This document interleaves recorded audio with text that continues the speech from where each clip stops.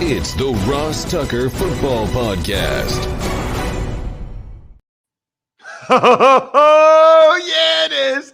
But it's not just any Ross Tucker Football Podcast, because I would never do that to you guys, because it is a Wisdom Wednesday with Andrew Brandt, longtime NFL agent, longtime executive for the Green Bay Packers. Now he's got the world famous Business of Sports podcast. He's all over Villanova, heading up their sports law program, and of course writes for the MMQB, Sports Illustrated, every single week. Cannot wait to talk to Andrew momentarily. Cannot wait to announce the winners on Friday. We got the Spread the Word winner at Ross Tucker NFL, at Ross Tucker Pod. I'm always looking for new people to engage. And quote tweets, I love them. You get a great chance if you quote tweet of getting retweeted and being the winner. Sponsor confirmation email winners. This week, it's all about the Madden giveaway. That's it. That's what it's about. Manscaped, use the code FEAST20, manscaped.com, code FEAST20, or 10,000.cc, use the code Ross Tucker, and send it to me, Ross at rosstucker.com, if you want to win one of these Maddens. YouTube shout out. Subscribe to the YouTube page. It's awesome. Here's the cool thing about the YouTube page. If all you do is listen to this show, it's a great way just to see the highlight clips of Even Money or Fantasy Feast or College Draft or Business of Sports, some of the other shows that maybe you don't listen to or watch on a regular basis. And you get a cameo-style shout-out from me, which is very cool. Kind of like me saying, shout out to Ben Heddich, the newest member of our Tuckheads family at patreon.com/RT Media. Patreon.com/RT Media. That way you get the written power rankings, the written picks Friday, and of course, the written Even Money podcast bets, which is well worth the $10 a month because of what you win and not having to write it down all the time. It's Big Show time. The Big Show. All right, I just mentioned him 2 minutes ago, but we got to bring him up again. Andrew, what a cool podcast last week with the Everest Challenge thing. That was really, I'm jealous sometimes because my podcast is the Ross Tucker Football Podcast. So I have to keep up to date with the news all the time, and 30 minutes or less, I'm going to give people everything going on in the NFL. But you're able to kind of branch off a little bit more and just do cool things like that. Yeah, Ross, thanks. I was so moved by the experience. As you know, I talked about it with you a couple times. And the experience, again, of simulating the climb of Mount Everest, 29,029 feet. A group called 29029, obviously, runs it. I had the co-founder of that group, a guy named Mark Hodelick, who's a runner himself. He's a competitive runner that's won national championships. And then a couple of my fellow climbers, my fellow warriors that were hiking up that mountain. I really encourage people to listen, not so much about sports, but the whole experience. I think we in life need a lot of challenges. Some people need them extrinsically, which they need, a reward, a goal, a race, a time, weight loss. But I think the really successful people in life, if I could stand on my soapbox for a second, have intrinsic motivation. They just want to be better for themselves. And this is what you found out there. And that's something I shared. Really different kind of podcast. Got a lot of nice comments about it. So last week on the Business Sports Podcast, we talked about hiking Mount Everest in Utah. Great experience. And I want everyone to share that. And I'll do something similar this week. Just sort of my thoughts on the season starting. Because as you know, Ross, either as an agent, as a team executive, or even now as an analyst on the Business of Football, I'm entering my slow time. I don't do anything. Like when I was a team executive and that kickoff happened week one, I remember every year just letting out this huge sigh. My work is done. My work was done. Done. Because you turn it over to the coaches and that's it. And I was on to the next year. So right now I'd be on to 2022. How are we looking cap-wise? What our scouts are out there checking out 2022. So this is people don't realize for front office management, the work is done. For NFL management, it's over. You're going to do a couple of, bottom of the roster stuff every week, and you're going to do extensions late in the year. But this is the slow time. Well, yes. But what I would say, Angelo, is not quite yet, or Andrew is not quite yet, right? Because I'm looking with the Steelers and TJ Watt. The Ravens gave Mark Andrews an extension. We've got the Saints just squeezed Latavius Murray right at the Tuesday, 4 p.m. Eastern time. You get paid for that week. This is an interesting week. But you're right. Once it kicks off on Sunday, you have that relief. I got to ask you about Deshaun Watson. I know we've talked about him a lot, but I tweeted something last week, Andrew, at Ross Tucker NFL, and you quote tweeted something at Andrew Brandt I thought was really interesting. And by the way, Joe Banner said that what my suggestion is exactly what the Texans should do. And I'll just lay it out here for people that aren't on social media. I think the Texans should tell Deshaun Watson, you're playing. Like, you're suiting up on Sunday and you're starting. And if he balks at it or says no, then you can fine him, you can suspend him. Why pay him $10.5 million if you don't have to, is my thought process. But you had a really interesting response that I wanted you to expound on here on the show. Yeah, it's interesting, Ross, and I've talked to Joe about it. And side note, I haven't told Joe this. One of the guys I hiked on the mountain to Everest with, I'm in the queue with him, and he goes, "You're in football, right?" Yeah. He said, Joe Banner? So anyway, this was a lifelong friend of Joe. Ross, there's no question in my mind that what you suggested is not an option. In other words, there has been sync, SYNC, between the Texans and league on this. There's no question that Deshaun Watson is not sitting around going, I wonder if they're going to ask me to play. That Deshaun Watson is thinking, oh my God, if they ask me to play, what am I going to do? There's no way. My sense is this has been predetermined, subtly or not so subtly, that Deshaun Watson is not going to play. Now, we don't know what the league is doing in terms of not putting on commissioner exempt, not having a suspension, waiting for all these investigations. I get it. But if you really want to get the league to act, as I said in my quote tweet to you, is you do that and then the league will act. Because I have said this for 6 months. No way in God's green earth is the NFL letting him get on a field this year. Because the NFL world is trying to appeal to a bigger audience, which includes women, of course. Try selling that.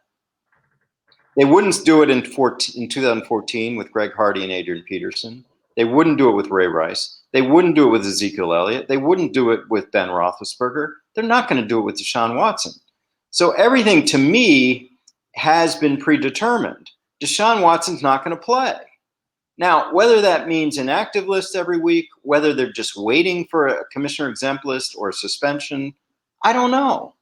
But he's in tune with this, I think. And as we know from February, he doesn't want to play there. So, yes, my sense is he's going to make his 10 plus million.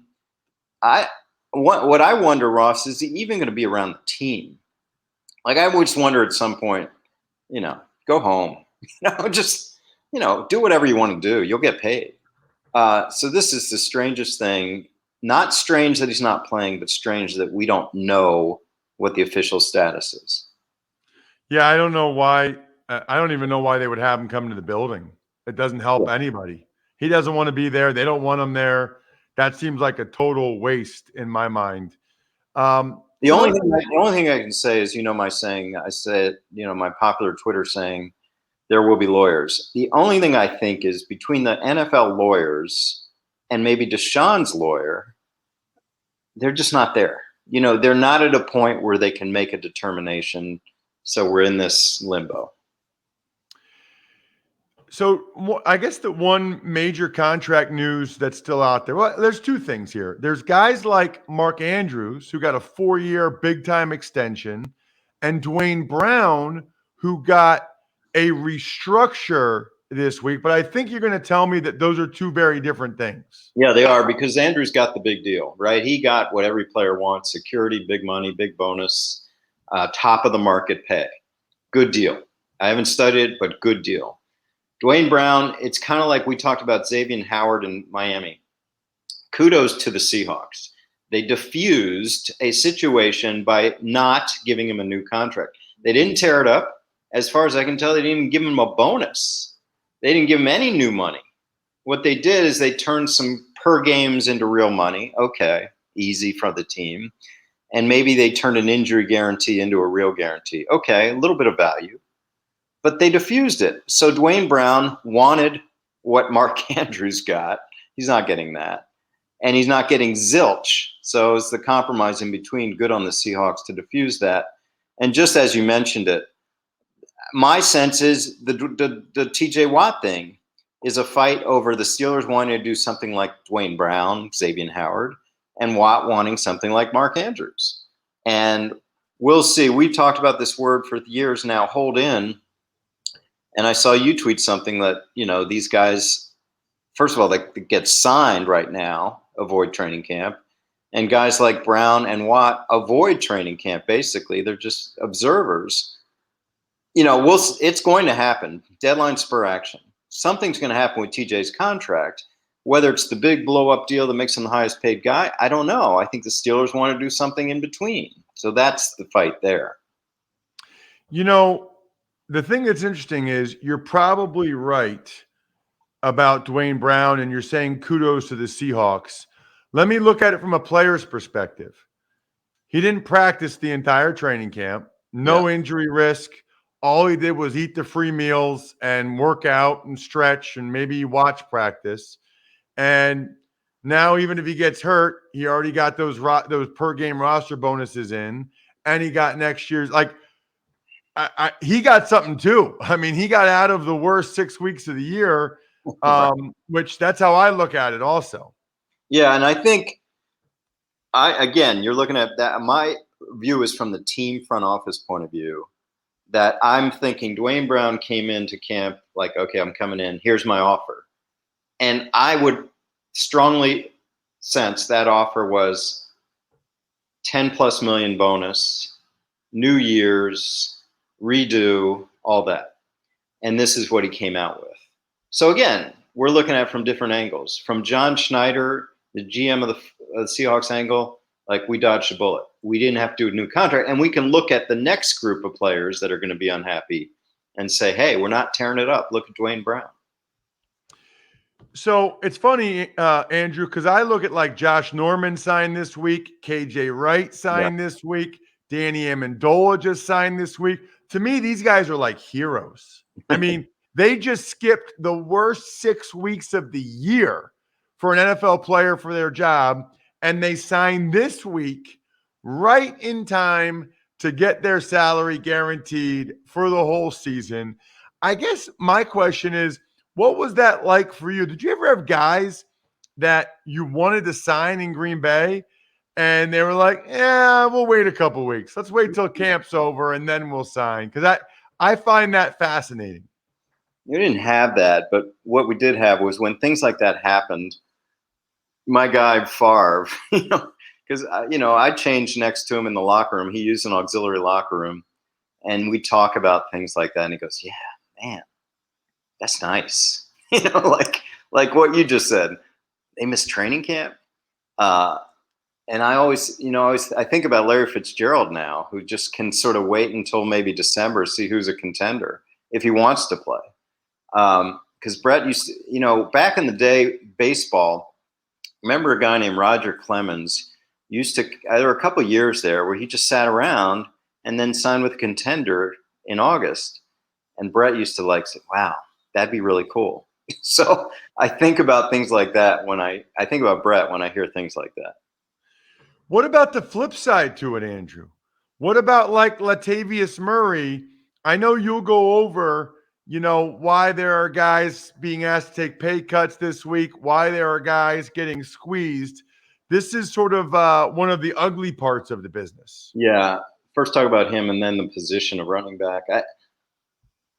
For people who didn't follow, it seems like Latavius Murray was asked to take a pay cut right as the Tuesday deadline hit. And again, if you're on the roster at Tuesday at 4 p.m., you get paid for the week. And if you're on the roster Saturday and you're a vested veteran more than 4 years in the league, your salary for the year is guaranteed. The Saints avoided both of those and cut him. And they cut him because he wouldn't take a pay cut, and they cut him because they don't have to pay him for week 1, and they don't have to pay him for week 1 through 16. That is cold, but that is the business. And it's just so unfortunate. And the position that suffers the most, of course, is running back. I thought it was really poignant this week, Ross, that the Ravens suffering huge running back injuries. The two guys they brought in, and I tweeted this, it's getting a lot of engagement. Devonta Freeman and Le'Veon Bell, who they signed to the practice squad, were brought in as tryouts. 3 years ago, 2018, they were the two highest paid running backs in the NFL. I checked my notes. Two highest paid running backs, Bell on a tag and Freeman making $8.5 a year. They were the two highest paid running backs. Now they're doing tryouts, and now they're on practice squads making whatever, $8,000 a week. So think about that position. It's brutal. And Latavius Murray is the latest example. Did you do that, Angelo? I mean, why do I keep calling Angelo? Because I was just on WIP radio with Angelo Cataldi before we started recording this. But did you ever do that, Andrew? Did you squeeze people week 1? Did you cut them week 1 before their salary was guaranteed? Are you a mean person? In that role, I did. Not so much squeeze them with a pay cut, but it came down to younger versus vested, and we'd have meetings, and they wanted my input, and I would say, okay, just so you know, if we go with older versus younger at this spot, usually like a backup spot, he's guaranteed the money for the year, and oftentimes we would choose younger. So I can't say I'm absolved from this, Ross. Absolutely. In that role, you do that. And I know you touched on TJ Watt earlier. I guess the last thing I would say there is it always seems to me, Andrew, that when you get to the point where they're saying, it doesn't look like it's going to happen. Talks are breaking off. That's always when the deal gets done. Totally. You've learned. I mean, that's the media has been pretty blacked out on this, which is good, right? That's good on Tom Condon, TJ Watt's guy who never talks to the media. And good on the Steelers. This is one where I guess I'm looking at front office perspective. Just pay him is what everyone says. Of course, you pay your stars. That's easy. Those are easy. But the devil's in the details. I'll get into it on my podcast. The Steelers don't guarantee past year 1. The Steelers put them all in big bonuses, like a lot of teams. Packers are one of them. And I'm sure they're pushing back on that. Why wouldn't you guarantee more than 1 year with the best defensive player in the league? And the Steelers saying that's our policy, and Watt saying I'm above your policy and all that. So the devil's in the details. People say, well, just pay the man. Well, they're trying, but it's difficult. Check him out on social media at Andrew Brandt, and absolutely check out the Business of Sports podcast. If you like Andrew Brandt's 15 minutes on this show, you'll love the Business of Sports podcast each and every week. He gets into topics that I don't think about and does much deeper dives. Definitely check it out and sign up for Andrew's newsletter, which is so cool every Sunday. Thank you, Andrew. Thanks, Ross. You know what else I'm really into these days? ExpressVPN, because I go to all kinds of different hotels this time of year for college football. Did you know that your internet service provider knows every single website you visit? And what's worse, they sell this information to ad companies and tech giants who will use your data to target you. ExpressVPN puts a stop to this. It's a secure, encrypted tunnel between your device and the internet so that your online activity can't be seen by anyone. That's why I've got ExpressVPN on all my devices. Phones, laptops. Why not now? Well, at this point in life, with everything going on, why not do everything you can to be secure and to be private? If you're like me and believe your online activity is your business, Secure yourself by visiting expressvpn.com/Tucker today. Use my exclusive link, expressvpn.com/Tucker. You get an extra 3 months free. An extra 3 months free. That's expressvpn.com/Tucker. Tuck's Takes. Hey, Ross. All right, let's start with some Ravens news. Team lost backup running back Justice Hill for the season. They signed Le'Veon Bell to the practice squad to replace him. Right. Andrew and I talked about that part of it. Unfortunate for the Ravens to already lose both J.K. Dobbins and Justice Hill for the season. I know they really like both those guys. Hill in particular is very effective on special teams, which is even another reason why I'm surprised that they signed Le'Veon Bell to the practice squad and reportedly will bump him up to the active roster soon. That doesn't make a whole lot of sense to me. My thoughts are, and I tweeted this morning, Bri, at Ross Tucker NFL. Number one, I can't think of another player that's made as many poor business decisions as Le'Veon Bell over the last 5 years. And then number two, his style seems like a terrible fit in Baltimore. I mean, Baltimore, they want their running backs like Gus Edwards, like hit it now, hit it hard. That's never been Le'Veon Bell. We talk about how patient he is to the hole. It's a weird fit in my mind, Bri. Tuck's Takes. Speaking of running backs and speaking of something else that you and Andrew already discussed, the Saints cut Latavius Murray and they signed cornerback Desmond Trufant to take his spot. So Latavius Murray is who the Ravens should sign. I think he's a bigger back. He hits it pretty hard. He's good in the passing game. I think I'm surprised the Ravens signed Le'Veon Bell and not Latavius Murray. Maybe they'll change their mind, or maybe they'll get Murray next week. That just seems weird to me that they would choose Bell, who's been out doing nothing, over Murray. And as for the Saints, they like this Tony Jones Jr. to be the backup. We'll see whether or not that works out for them. And as for Trufant, Saints continuing to look for cornerback help. They don't feel good about that group heading into the season. Tuck's Takes. Two transactions that caught your eye include the Seahawks agreeing to a new deal with Duane Brown, as you and Andrew discussed, and the Bengals signing quarterback John Browning to the practice squad. Right. So Andrew and I, as you mentioned, talked about Duane Brown. He's still a very good player, very impressive at this age that he's still playing so well. Bengals signing John Browning caught my attention because the Bengals play the Vikings this week.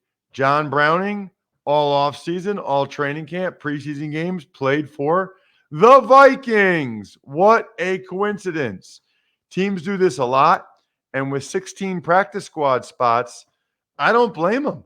Have John Browning come in and talk about what he's reading, how they're taught to read things there, what their checks are, what their audibles are. If anything, make the Vikings have to change it this week. And maybe the Vikings have some mental errors and miscommunication as a result of having to change things that they otherwise might not have. I think it makes, quite frankly, a lot of sense. Just like it makes a ton of sense for you guys to get shorts and a versatile shirt from 10,000. I am way into 10,000 right now.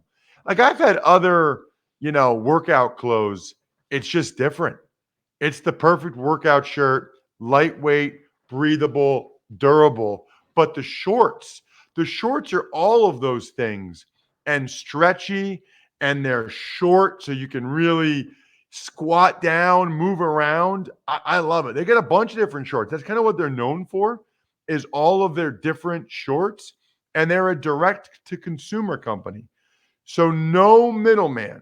So you get fabrics, trims, techniques that other brands can't afford because they've got overhead, they've got middlemen. Plus, you can actually go ahead and get a Madden. If you go to 10,000.cc and enter code Ross Tucker, not only do you get 15% off your purchase, which is awesome, 10,000.cc, code Ross Tucker, you also have a great chance to get one of these free Maddens that I can't wait to send you. 10,000.cc, enter code Ross Tucker. Let's get to an email, Bri. Ever wanted to ask an NFL player a question? Well, here's your chance. It's time to Ask Ross. Email address, ross@rosstucker.com. We typically get to emails during the season on Wednesday and Thursday. One of my favorite parts of the week because you guys have awesome questions and it's engagement. It's engagement with you, the listeners. All right, today's question from Tony. Hey, Ross, I love your pod. Question, you said you injured your back on a play. Is it something you regret? Was it a wedge block or something of that nature? Was it worth the risk, not worth the risk? I couldn't understand the terminology of the blocking assignment that I believe you that put you in danger of that injury. So if you can explain, that'd be great. Your honesty always makes your show great. Thanks again, Tony from. I really thank you, Tony. I really hope people think two things about the show, Bri. I hope, number one, you guys know that I'm authentic. I'm genuine. I tell you what I really think. I'm not like a hot take artist. Like I like that you appreciate my honesty, Tony, because I totally am.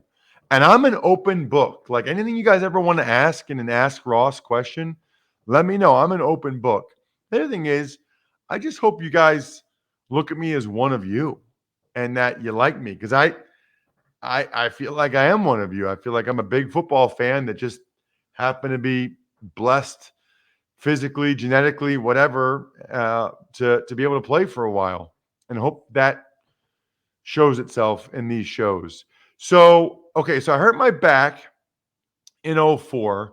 Was not a specific play. In fact, I think it was just deterioration over time. I do think some of the things we were asked to do lifting-wise in Buffalo contributed to it.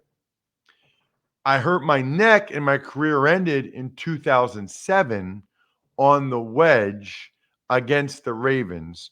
The wedge is a blocking scheme that has now been outlawed, long since been outlawed.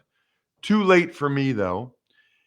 The wedge was, and I herniated my C5, C6 in my neck and bruised my spinal cord. The wedge was, you would basically line up. There could be a 3-man wedge, a 4-man wedge, but you would get together with 2-3 other guys and form a wall, and you would just be a moving wall in front of the kick returner. And your job was to not let anybody split you. You could not let anybody split you because you wanted to have that moving wall. The problem is, I was in on the kickoff meetings. Those guys were taught you must split the wall. You must break up the wall.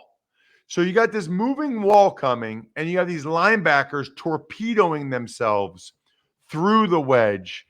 It was extremely dangerous, extremely violent, and I'm very glad that they outlawed it.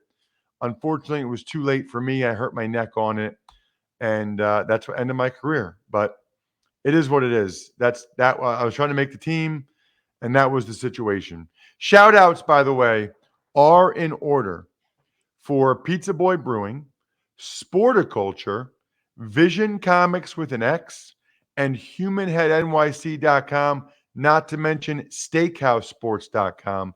Never a better time to be a patron. Patreon.com/RT Media. We've got episode number 1 of the week of the Fantasy Feast today. And if you didn't listen to Steve Fezzik and I doing our bets for the week, Even Money podcast yesterday, man, you really should. We've got a pretty darn good track record. I think we're done here. Thanks for listening to the Ross Tucker Football Podcast. Make sure to also subscribe to the Fantasy Feast, Even Money, Business of Sports, and College Draft. All available at Apple Podcasts, rosstucker.com, or wherever podcasts can be found. A lot of times on the show, I mentioned DraftKings. Here's what you need to know. You got to be 21 or older, New Jersey, Indiana, or Pennsylvania only. New customers only. Restrictions apply. See DraftKings.com/sportsbook for details. Gambling problem, call 1-800-GAMBLER, or in Indiana, 1-800-9-WITH-IT. By the way, if what I was talking about included a deposit bonus, doesn't always, sometimes it does. Deposit bonus requires 25 times playthrough, and deposit bonuses are paid out in site credit.